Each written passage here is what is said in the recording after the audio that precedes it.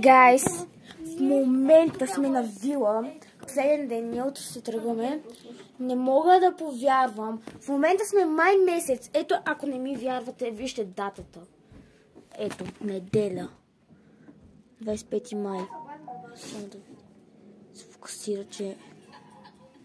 Да, бе! 25 май, ако може да се види. Да, видя се малко. Искам да ви покажа какво времето. Сняг.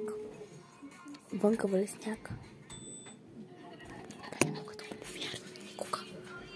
Абсолютно никога. Бабо! Тук вали сняг. При вас вали ли сняг? Не. При нас вали сняг много бързо. Оле, много сняг, така? Да, много. Знаеш колко бързо слиза надолу? Такива големи пухчета вали сняг. Да, наистина. Както съм видял, мисля, че има дъжд, чакай да погледна и тук. И пък, това кажи. Това е превисоко, това е високо. При нас е дъжд малко, има дъжд. При нас има сняг. При нас е сняг. Сняг е. Али, бабка, утре ще сняг ли ще? Еми явно. Гери, какво мислиш за времето сега? Да направим снежен човек. А, не харесва ли ти да има сняг? Да. През лятото. Да, и като...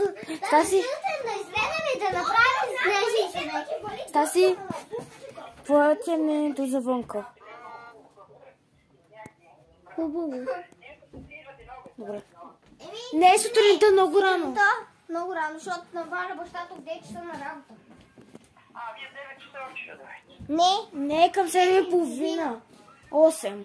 Толкова рано 7:30, вие сте учи. Знам. Часа на работа, бабо. Хора, изкилни, но вънка времето е просто... Не са часто, бабо. На частно, Начасно е. на частно. Начасно е, баваски. Не работят тракия. Хора, това е от нас и... Чао. Аз направо